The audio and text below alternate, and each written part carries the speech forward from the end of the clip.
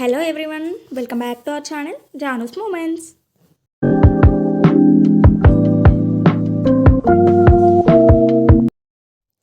ఈరోజు మన వీడియో ఏంటంటే అందరూ ఎంతో ఇష్టంగా తినే చెకోడీ ఎలా ప్రిపేర్ చేయాలో చూద్దాం. ఫస్ట్ టైం ట్రై చేసే వాళ్ళు కూడా చేయొచ్చు, చాలా ఈజీ, పెద్దగా కష్టపడాల్సిన అవసరం లేదు. టేస్టీగా క్రిస్పీగా ఎలా ప్రిపేర్ చేయాలో ఇప్పుడు చూద్దాం. వీడియో అయితే స్కిప్ చేయకుండా వీడియో ఎండ్ వరకు చూడండి, అప్పుడే మీకు అర్థమవుతుంది ఎలా అని. స్కిప్ చేస్తే మాత్రం మళ్ళీ ఏం అర్థం కాదు, అందుకే చూడండి.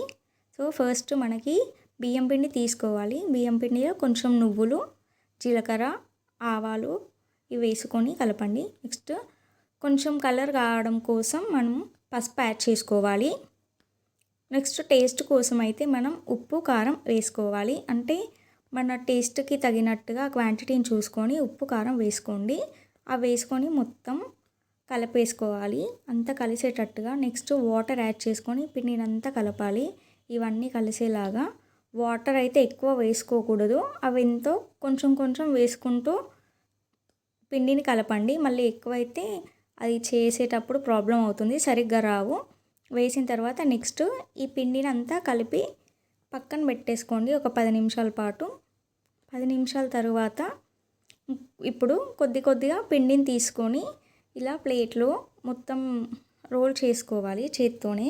ఇది రోల్ చేస్తుంటే మనకి సన్నగా సాగుతూ ఉంటుంది కదా, మనం ఎంత లావైతే చేసుకోవాలనుకుంటున్నామో అంత అట్లా మనం రోల్ చేసుకొని ఆ రోల్ చేసిన దాన్ని ఇట్లా రౌండ్స్ లాగా ఇట్లా మనం చుట్టేసుకోవాలి.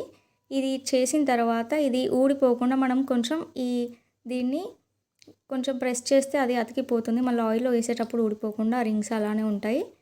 అప్పుడు కొంచెం ఇవన్నీ మొత్తం పిండిని కొద్ది కొద్దిగా తీసుకొని ఇలా మనం సర్కిల్స్ లాగా ఫామ్ చేసి పక్కన పెట్టుకోవాలి. ఇవన్నీ చేసి పక్కన పెట్టుకున్న తర్వాత నెక్స్ట్ ఇంకో సైడు ఒక ప్యాన్లో ఆయిల్ వేసుకొని, ఆయిల్ అయితే బాగా హీట్ అవ్వాలి.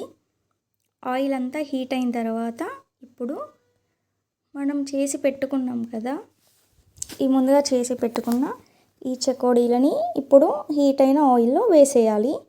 ఇవి వేసిన తర్వాత ఇవి మొత్తం లైట్ బ్రౌన్ కలర్లో రావాలి.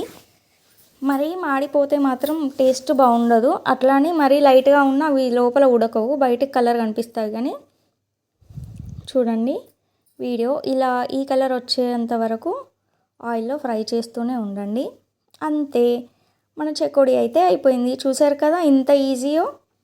మీరు కూడా ఒకసారి ట్రై చేయండి, చాలా బాగుంటుంది అండ్ ఈజీయే కదా. మీరు ఒకసారి చూసి చేసిన తర్వాత ఎలా ఉందో మీరు కూడా కామెంట్లో చెప్పండి. Okay, thank you for watching this video. Video నచ్చితే లైక్ చేయండి, సబ్స్క్రైబ్ చేయడం మాత్రం మర్చిపోకండి.